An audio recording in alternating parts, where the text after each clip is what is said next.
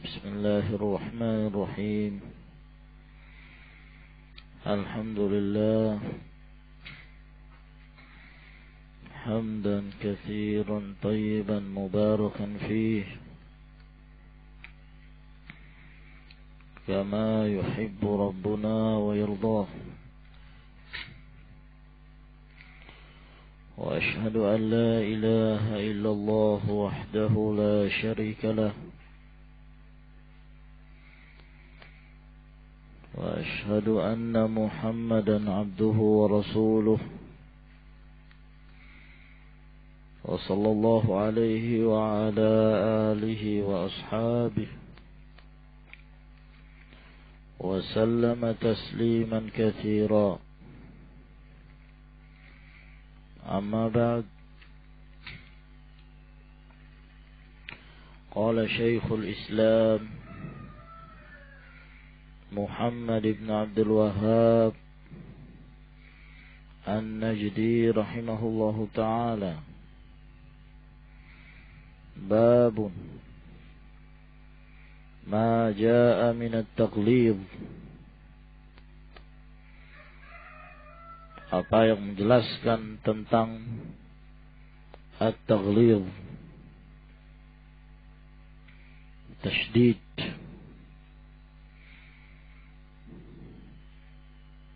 paskannya.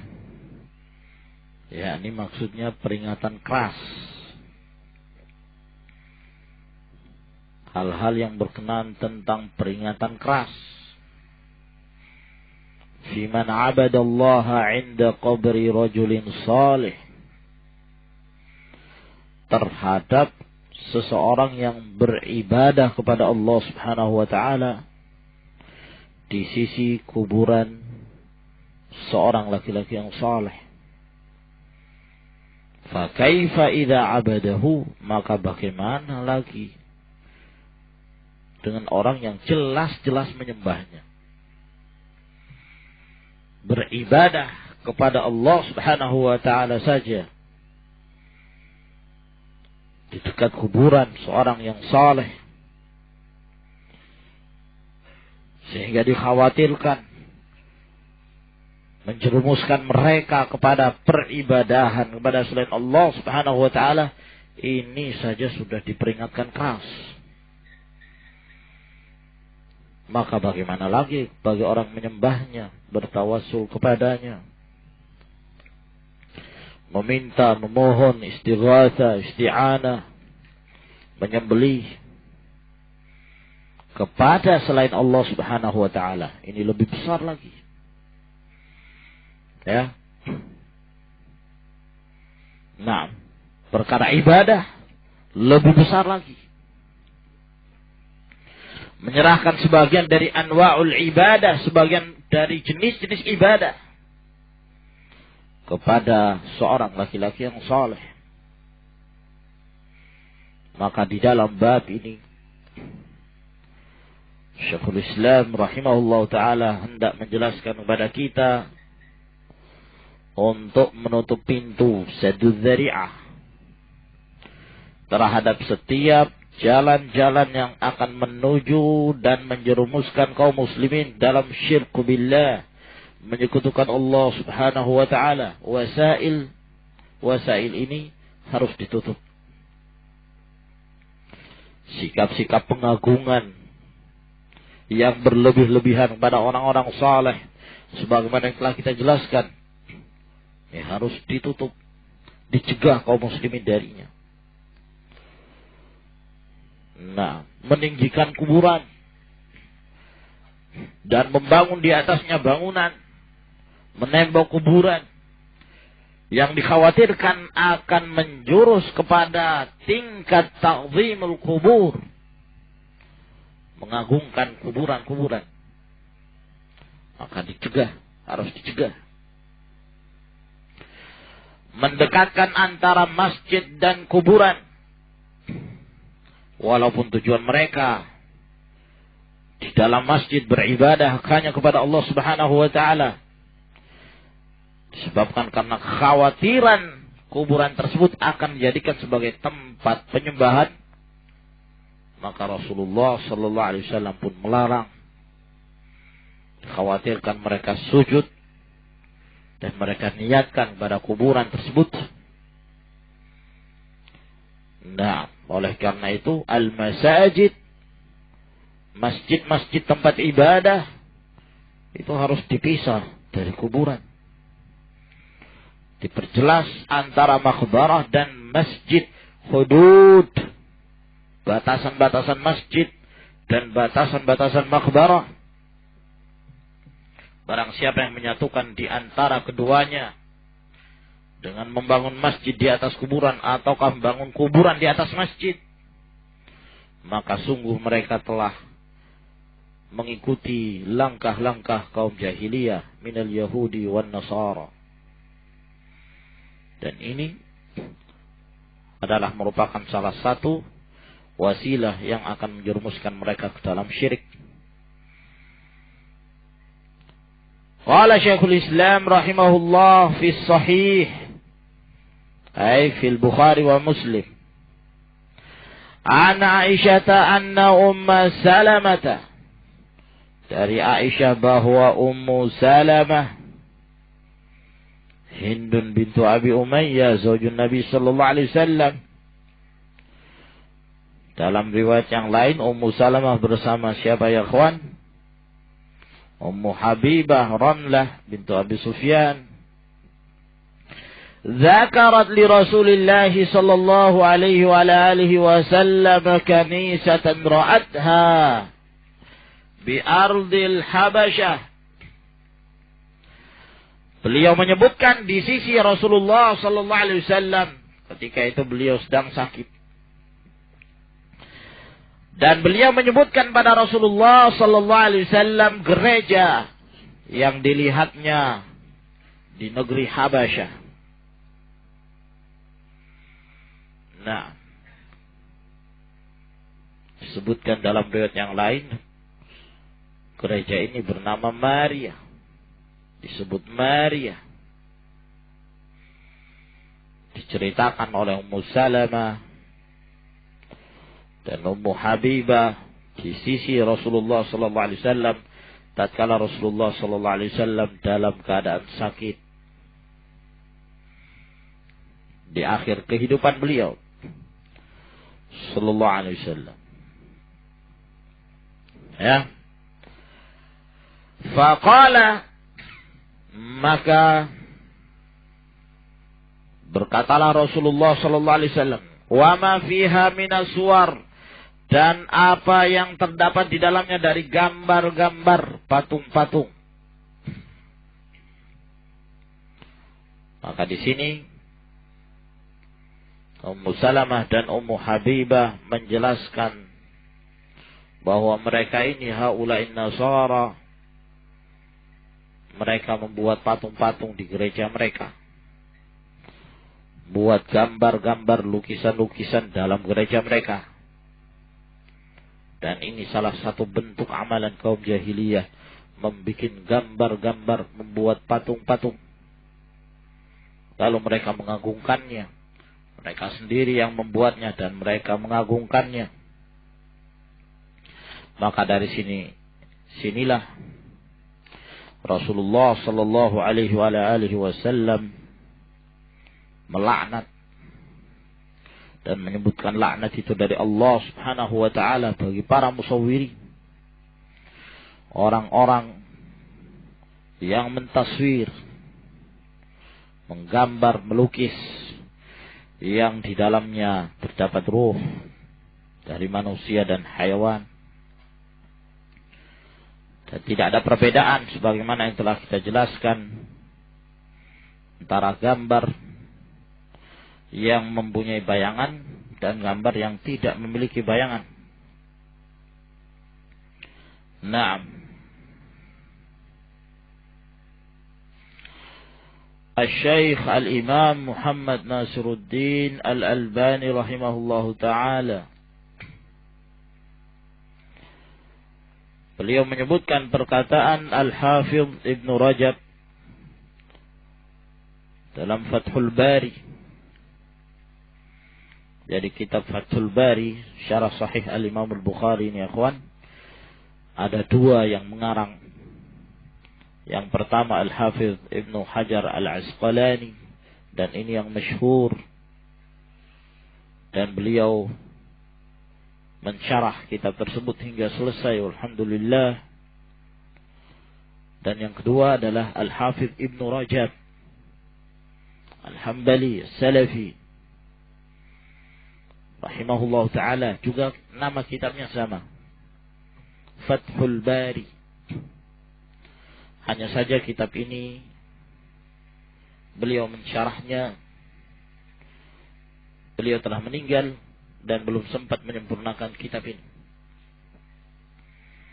Nah, kalau tidak salah hanya sampai kepada Kitabul Hajj. Wallahu a'lam. Ya, kalau apa yang beliau syarah ini selesai, subhanallah, akan menjadi marja' dan lebih baik daripada Fathul Bari milik Al-Hafidh Ibnu Hajar. Kenapa demikian? Karena Al-Hafidh Ibnu Rajab Al-Hambali rahimahullah, beliau memiliki keselamatan dari sisi akidah, salamatul mu'taqad. Akidah beliau salafi, ya, al-sunnah wal jamaah, wa ala al-aqidah as-salimah. Berbeda dengan Al-Hafidh Ibnu Hajar rahimahullah, walaupun beliau akidahnya salafiyah, namun dalam beberapa hal terpengaruh dengan al-Asy'ariyah, sehingga terkadang beliau jatuh dalam penakwilan dalam beberapa ayat-ayat tentang sifat-sifat Allah Subhanahu wa ta'ala. Akan tetapi Al-Hafidh Ibnu Rajab salafiyul aqidah, dan dalam permasalahan al-asma' wa sifat salim. Di samping itu pula beliau sangat mendalami ilmu al-jarh wa ta'dil, ilalul ahadith, illah yang terdapat di dalam satu hadis. Sehingga banyak sekali kita mendapatkan fawaid tentang mustalah dan fawaid al-jarh wa ta'dil dalam kitab Fathul Bari. Nah, ikhtilaful fuqaha, ya, sangat bagus beliau dalam menyampaikannya. Walhasil kitab ini tidak selesai, dan beliau telah dipanggil oleh Allah Subhanahu wa ta'ala. Yang tercetak ada yang dikumpulkan menjadi 6 jilid, ada pula yang menjadi 10 jilid. Nah, rahimahullah ta'ala. Nah, disebutkan dalam kitab beliau Fathul Bari, dinukilkan oleh Al-Imam Al-Albani rahimahullah dalam kitab beliau Tahdzirus Sajid, dan mengomentari hadis Ummi Salamah radhiyallahu ta'ala anha ini.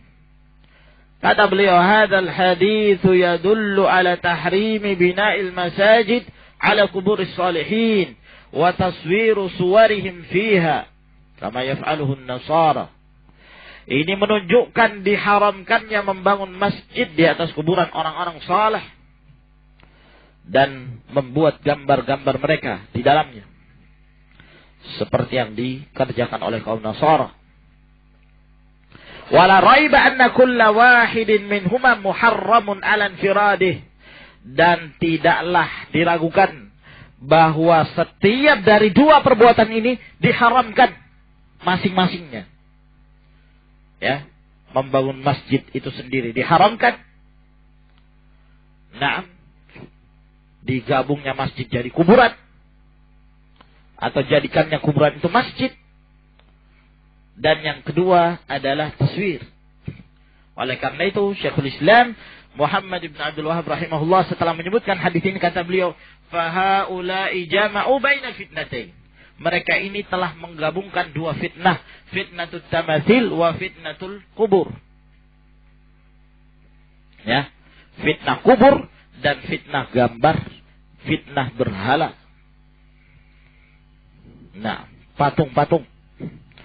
Fataswiru suwaril adamiyina yuharram maka menggambar-gambar makhluk hidup, menggambar-gambar manusia haram. Wa bina'ul quburi 'alal masajid binfiradihi yuharram. Dan demikian pula membangun kuburan di atas masjid-masjid juga diharamkan. Kama dallat 'alaihi nususun ukhar, sebagaimana yang telah ditunjukkan oleh nas-nas yang lainnya. Ya. Lalu kata beliau, wa tasawir allati fil kanisati allati dzakaratha Ummu Habibah wa Ummu Salamah kanat 'ala al-hitan wa nahwiha wa lam yakun laha dhill. Gambar-gambar kanisah yang terdapat di dalam gereja yang disebutkan oleh Ummu Habibah dan Ummu Salamah itu tergantung di atas dinding-dinding gereja tersebut dan tidak ada bayangannya. Berarti apa? Lukisan. Ya, bukan patung. Fataswiru suwar ala mithali suwaril anbiya was salihin litabarruki biha wal istishfa'i biha yuharramu fi dinil Islam wa huwa min jinsi ibadatil awthan. Ya. Maka menggambar foto-foto, melukis gambar-gambar mereka, ya, seperti gambar-gambar para nabi, orang-orang yang soleh, dalam rangka untuk mengambil barokah, ya, dan meminta syafaat melalui perantaraannya, diharamkan dalam Islam dan sejenis dengan beribadah kepada berhala-berhala. Wa huwa alladhi akhbara an-nabi sallallahu alaihi wasallam, dan ini yang dikhabarkan oleh Nabi sallallahu alaihi wasallam, anna ahlahu syirarul khalqi indallahi yaumil qiyamah, bahwa mereka ini para pelakunya adalah sejahat-jahat makhluk di sisi Allah pada hari kiamat.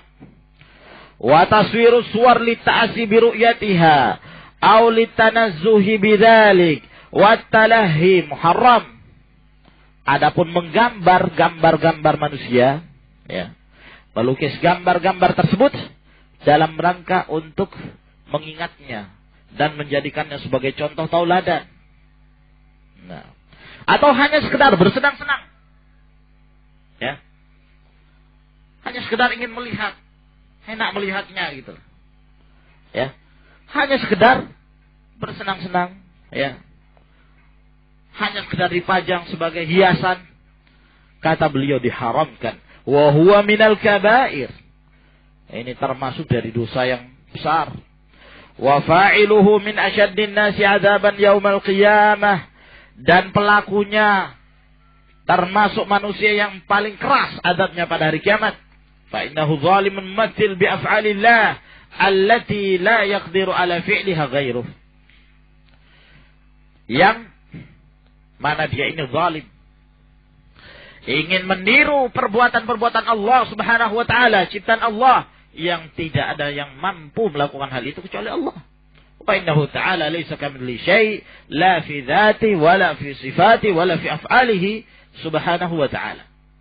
Ini akidah. Tidak ada yang menyerupai suatu apapun pada zat Allah, pada sifat Allah, dan pada perbuatan-perbuatan Allah Subhanahu wa ta'ala. Dita'liq oleh Syekh Al-Albani rahimahullahu ta'ala.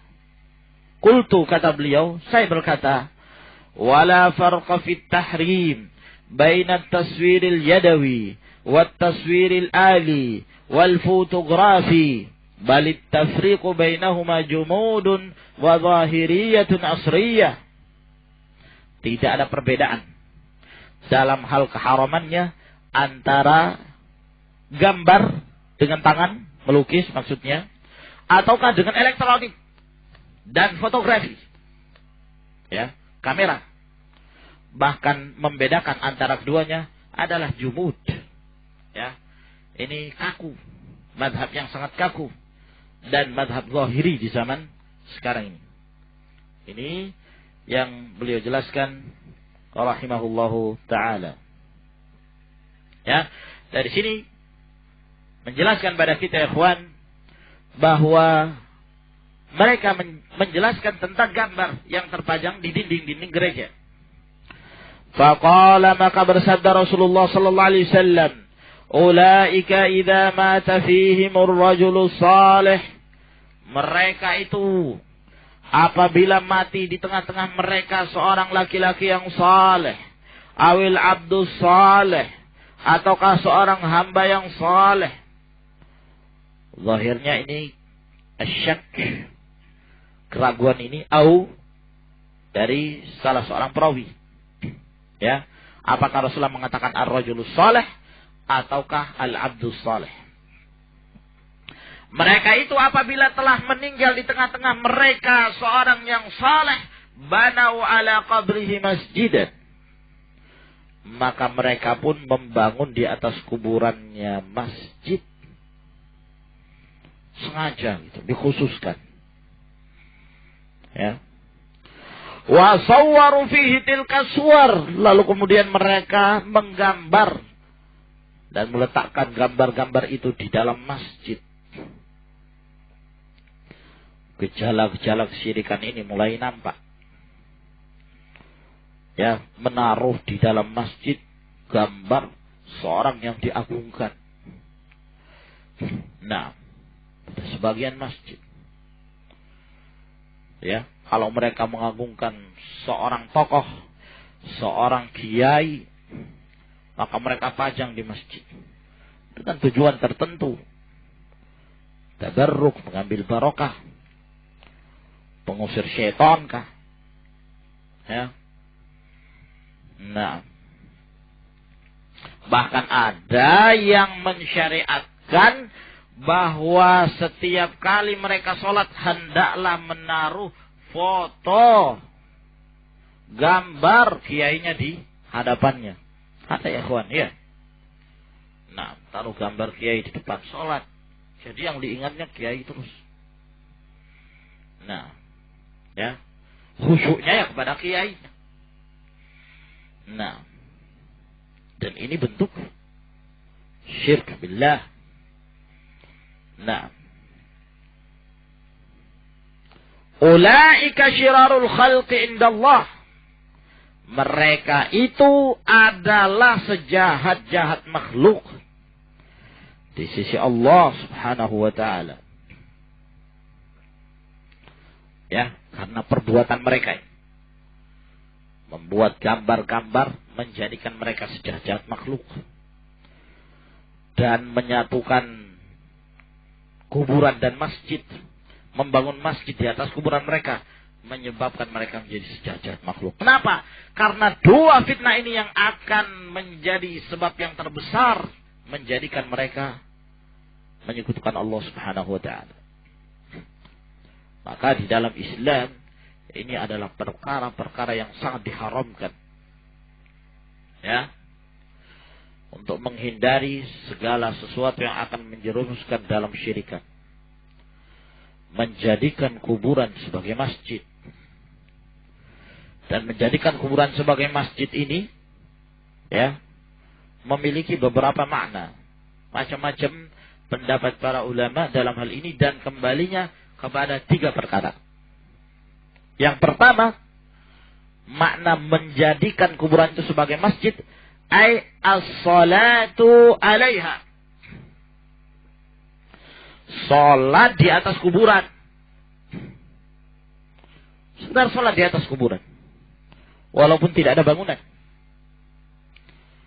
Salat di atas kuburan itu, sujud di atas kuburan itu. Nah, dan beribadah di atas kuburan itu, menyembelih, ataukah i'tikaf seperti yang dikerjakan oleh mereka dahulu, ya, yang menjadi penyebab syirikan. Makna yang kedua, as-salatu ilaiha was-sujudu ilaiha, salat mengarah kepada kuburan, sujud mengarah pada kuburan tersebut. Nah, ya, kuburannya sengaja ditaruh di hadapannya, ya, di arah kiblat, sehingga tatkala seorang sujud itu menghadapnya kepada kuburan itu. Nah, Dan ini juga termasuk di antara makna ini. Sebagaimana dijelaskan oleh para ulama, la tusallu ilal kubur wa la tajlisu alaiha. Jangan kalian sholat menghadap kepada kuburan. Jangan duduk di atasnya. Makna yang ketiga, membangun masjid di atas. Membangun masjid di atas kuburan. Ada kuburan seorang yang saleh, lalu mereka pun bangun masjid di atasnya. Apakah itu menghadap ke kiblat? Masjid ini arahnya di kiblat, ataukah di belakang, ataukah di tengah-tengah, atau di samping kanan, atau di samping kiri? Semuanya diharamkan. Karena itu fitnah menggabung antara kuburan dan masjid. La'anallahu al-yahuda wan nasara ittakhadhu qubur anbiya'ihim masajid. Allah melaknat kaum Yahud dan Nasara karena mereka menjadikan kuburan-kuburan nabi mereka dibangun masjid. Nah, maka tiga makna ini semuanya terdapat di dalam makna hadis ittikhadul qubur masajid. Nah, menjadikan kuburan itu sebagai masjid, tempat ibadah. Ya, dan semua ini telah dijelaskan oleh para ulama, Al-Imam Syafi'i, Al-Imam Ahmad bin Hanbal dan yang lainnya dari para ulama. Dijelaskan secara tafsil dan terperinci oleh Syekh Al-Albani rahimahullah ta'ala dalam kitab beliau Tahdhir As-Sajid min Ittikhadh Al-Quburi Masajid. Nah, fahaula'i jama'u baina fitnatain. Maka mereka ini menggabungkan antara dua fitnah. Fitnatul kubur wa fitnatul tamathil. Fitnah kuburan, ya, dan fitnah tamathil, gambar-gambar, patung-patung, ya.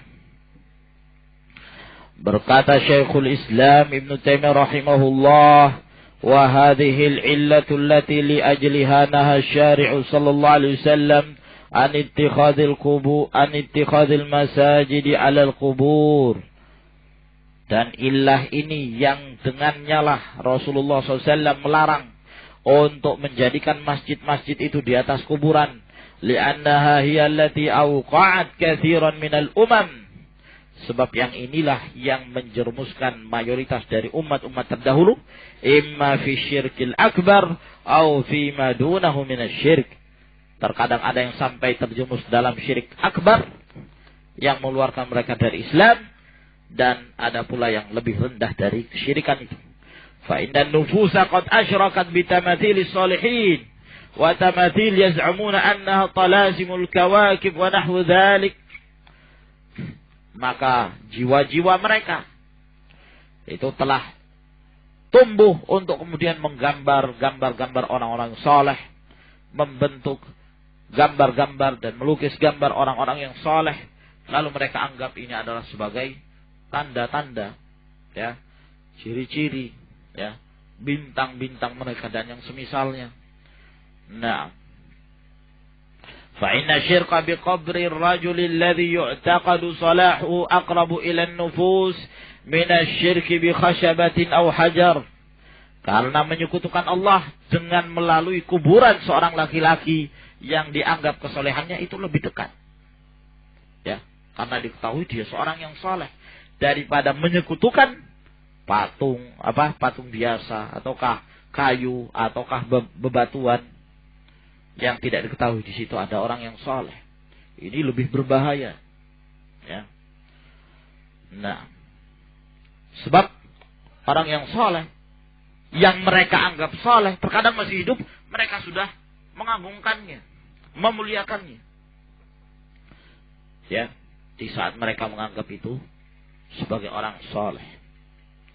Apalagi setelah mati. Maka ini mafsadahnya lebih besar.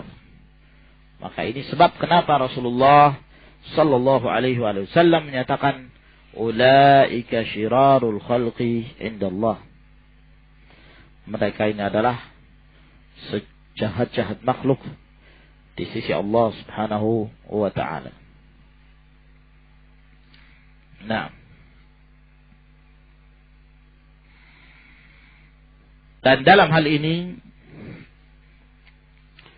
terdapat beberapa dalil yang datang dari Nabi Shallallahu Alaihi Wasallam yang mendukung tiga makna tersebut, yaitu menjadikan kuburan itu sebagai masjid.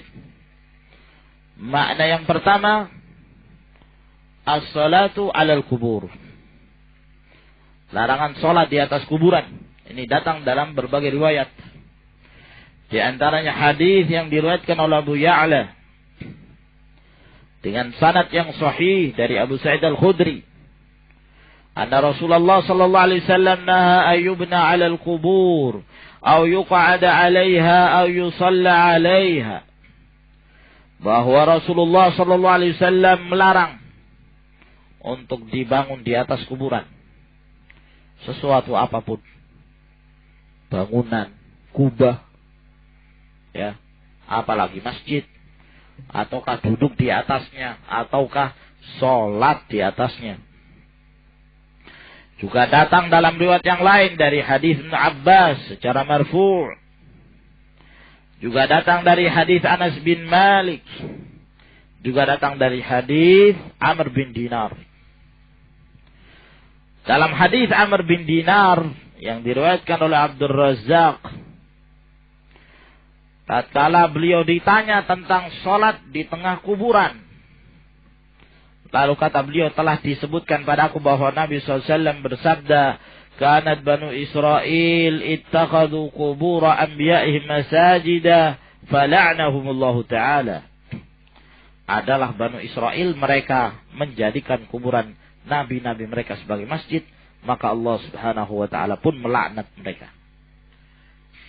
Inilah yang difahami oleh Ibnu Hajar Al-Haytami, bahwa makna menjadikan kuburan sebagai masjid ay as-salatu alaihi, salat di atasnya. Atau makna yang kedua yaitu as-salatu ilaihi, salat menuju ke arahnya, yaitu kiblatnya orang-orang yang salat. Ini dikuatkan dengan hadis yang diriwayatkan oleh Imam Muslim, Abu Daud, An-Nasai, At-Tirmidzi dan yang lainnya. Dari hadis Abu Marsad Al-Ghanawi. Kata Rasulullah sallallahu alaihi wasallam, "La tajlisu 'ala al-qubur wa la tusallu ilaiha." Jangan kalian duduk di atas kuburan, dan jangan pula sholat mengarah kepada kuburan itu. Ya. Dijelaskan oleh Syekh Ali Al-Qari dalam Mirqatul Mafatih, ya, syarah Mishkatul Masabih, menjelaskan sebab kenapa dilarang oleh Nabi sallallahu alaihi wasallam, lima fihi min at-ta'zim al-balik ka'annahu min martabatil ma'bud. Karena ini terdapat di dalamnya pengagungan yang berlebih-lebihan, sehingga mengangkatnya sampai pada kedudukan yang disembah. Ya. Walau kana hadha ta'zim haqiqatan lil qabr aw li sahibihi la kafara al mu'azzim. Kalaulah pengagungan ini secara hakiki, ya, terhadap kuburan itu, memang tujuan mereka untuk mengagungkan kuburan ataukah mengagungkan pemilik kuburan, maka kafirlah yang mengagungkan itu. Fattashabbuh bihi makruh. Adapun hanya sekedar menirunya, ini adalah makruh. Wa yanbaghi an takuna karahata tahrim, tapi makruhnya adalah makruh yang maknanya adalah haram. Nah, lalu kata beliau, sesungguhnya yang terkena bala, termasuk yang menimpa perkara ini, kesesatan ini, adalah penduduk Mekah, yakni dahulu mungkin, ya. Haitsu yad'una al-jinazata 'inda al-Ka'bah, thumma yastaqbiluna ilaiha. Di mana mereka meletakkan jenazah itu di sisi Ka'bah, lalu mereka menghadap kepada jenazah itu. Ya. yaitu pada salat wajib. Ini dahulu. Nah, ya.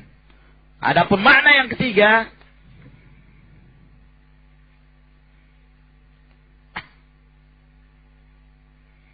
nah,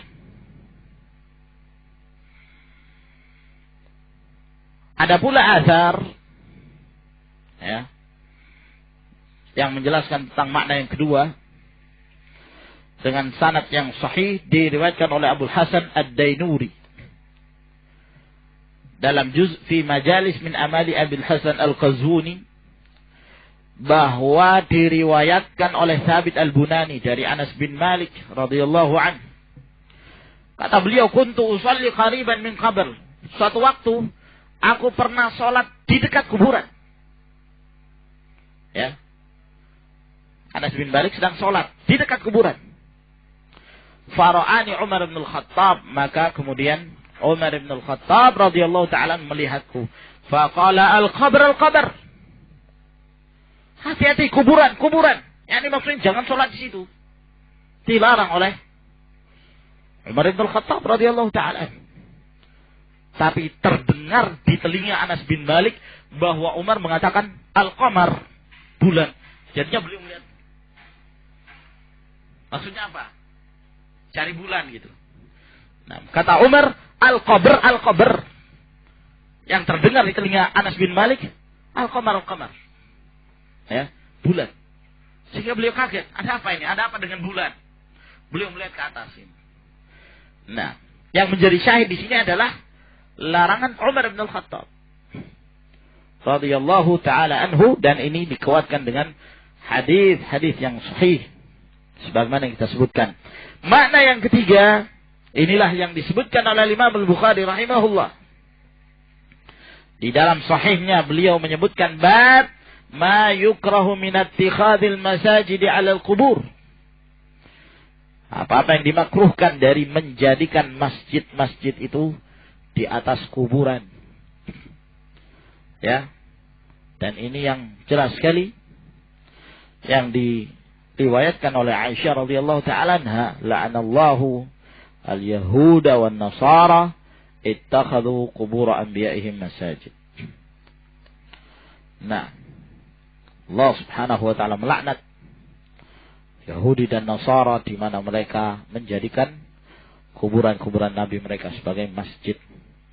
Wallahu a'lamu bissawab. Ila huna ikhwan. Tafadhalu hafizakumullah.